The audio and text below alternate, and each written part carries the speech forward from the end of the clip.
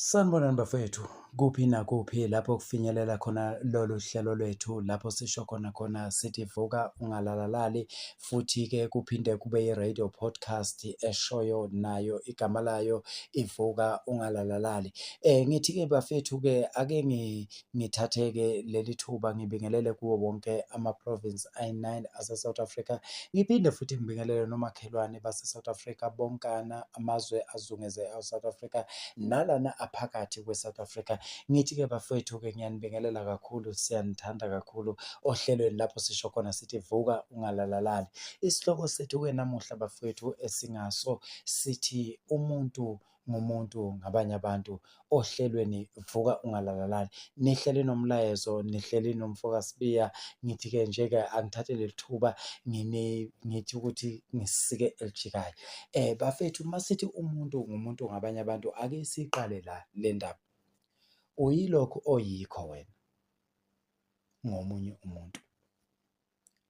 Ngisho ekuzalweni kwakho awukase nje wazalwa umuntu owayehambela yedwa, kodwa wazalwa ngabantu ababesothandweni bebambisene. Kusho ukuthi umuntu ngumuntu ngabanye abantu. Kusho ukuthi ngamanye amazwi ngiqonde ukusho ukuthi ukhona nje ngenxa yabanye abantu. Uphile, ukhule, ingane uma izalwa ayizalelwa abazali bayo kuphela, kodwa izalelwa wonke umuntu. Yingakho igcina iyingane yabo bonke abantu, ngoba angeke ukhone ukuphila wedwa. Masiphuma emakhaya siyomaketha, kwathiwa abafowenu nodadewenu niyobathola phambili. Babeqonde ukuthini na? Ukuthi umuntu ngumuntu ngabanye abantu. We-leader lapho khona, whatever the position you are, kodwa umuntu ngabanye abantu. Uyilokho oyikho ngabanye abantu. Ubungeke uze ukhone ukuthi ube yileyo nto, ubizwe ngaleyo nto ngaphandle kwabanye abantu. La ukhona nje ngenxa yabanye abantu. Abanye badela izinto zabo, badela konke just for you. Yingakho ngithi-ke nje namanje ake uyibhekisise le nto uhleli uwedwa, ubheke konke lokho, ungamthatheli omunye umuntu phansi, ungamlinge uzothi omunye umuntu awumphiwe, omunye umuntu awumfili, omunye umuntu unjani, ngoba leyo nto leyo ngeke ize ukusendawo. Umuntu ungumuntu ngabanye abantu. So ngamanye amazwi, ngisho nokudla okuthenga emashophu, uyakuthenga whatever ongayithenga eshophu, ungena khona, impahla noma ngabe yini. Kunabantu abasacrifice-ile lapho ukuthi bona bazosebenza lowo msebenzi odelelekile emaplazini, wena bese uzothola amaveji eshophu ese usuwabona emahle eclean. So ngamanye amazwi ngiqonde ukuthini na? Umuntu ngumuntu ngabanye abantu. Yingakho bathi nenkosi iyinkosi ngabantu, ngoba angeke ube nguwe ngaphandle kwabantu.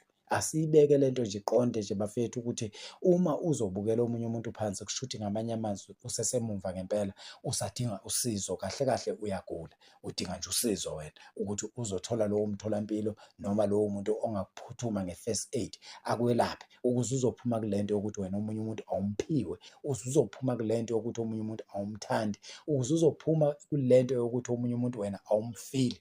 Ayikho into enjengaleyo. Yazi ukuthi yonke into oyenzayo uyenzela wena.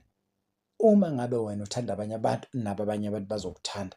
Uma uhlonipha abanye abantu, nabo bazokuhlonipha back. So ngamanye amazwi, wena konke okwenzayo qaphela ukuthi wenzani ngasiphi isikhathi. Yingakho-ke sisohlelweni lapho sikuvusa khona ukuthi le nto oyenzayo ayikho right. Uzozihlola wena-ke ukuthi ungubani la ukhona, ukuze uzokwazi na-next time ukuhlonipha omunye umuntu. Siwuhlelo-ke lapho sisho khona sithi vuka ungalalali, sithi nje siyayibamba khona lapho.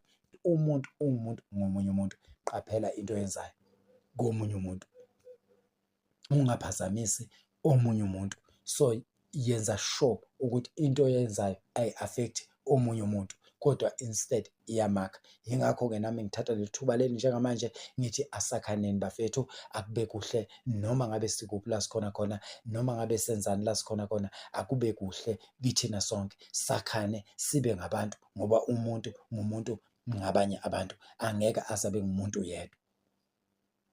Nisale kahle, vuka ungalalali.